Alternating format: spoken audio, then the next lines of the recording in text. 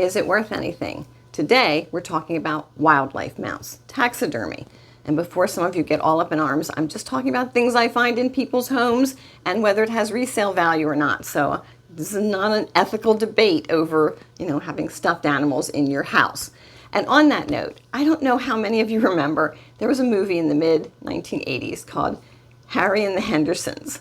And I don't remember a lot about it. Harry was a Bigfoot, and the Hendersons was a family. I think John Lithgow was the head of the family, and they befriended this Bigfoot. And I just remember the one scene where they brought him into the house, and there was a deer head, I think it was, mounted on the wall. And Harry walked up, started talking to the deer, and the deer didn't respond. And you could see the look on his face when he was starting to realize the deer was dead.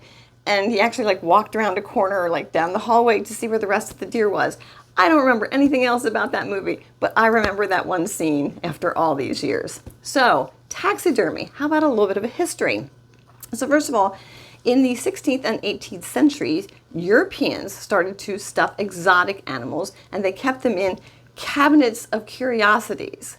So in the States, it became popular during about the 1800s, during the Victorian era. It was a sign of wealth and affluence to have especially birds or exotic animals stuffed and in one's home.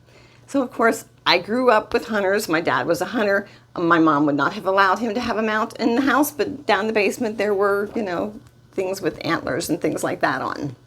So a little bit about antlers before we get into the actual taxidermied animals. So antlers, first of all, there's a lot of legal things about whether or not you can go out and pick up antlers.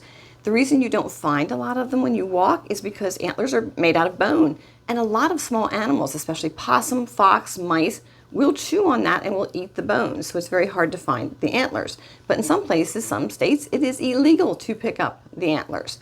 Now, you can find them on eBay. People are selling them. There was a set on eBay that was they were going anywhere from $60-some to over $300. And of course, some were antelope, some were deer. And the reason is that a lot of people use them for crafts, for jewelry, or for handles on knives, silverware, things like that. So they are popular and they are desirable if you can find them. So some other interesting facts I found. Migratory birds cannot be bought or sold in any form anywhere in the States. That is illegal. In some states, there's a lot of legalities about selling the wildlife mounts. And I can tell you when I was a kid and I'd go to an auction, the auctioneer would hold up a pencil and you go, "You are bidding on this pencil, I'm selling this pencil, but this goes with it." And it would be a deer head or something like that. So there were ways that they got around them. I found them lots of times in antique shops. There will be deer heads or moose heads up on the wall that they'll be selling. But there are a lot of legal things to go with selling these. Some mounts require a dealer's license or a wildlife trade permit. There's a lot of licensing for taxidermists. They have to follow strict requirements and legal protocols for all kinds of things. And it was interesting to me, too, when I went on eBay to look about the price of pre-owned taxidermy, that there's a lot of brand new stuff that I guess they sell to people. So, is it worth anything? Well, a coyote was going for $199. A deer head with antlers, $131. There was a bobcat that was $2,000.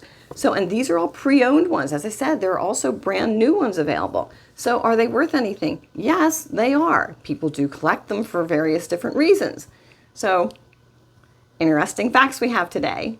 If you would like to learn more about what items in your home might fall into the category of antiques and collectibles and possibly be worth money, check out my book, Beginner's Guide to Antiques and Collectibles. It's available on Amazon.com for $24.95.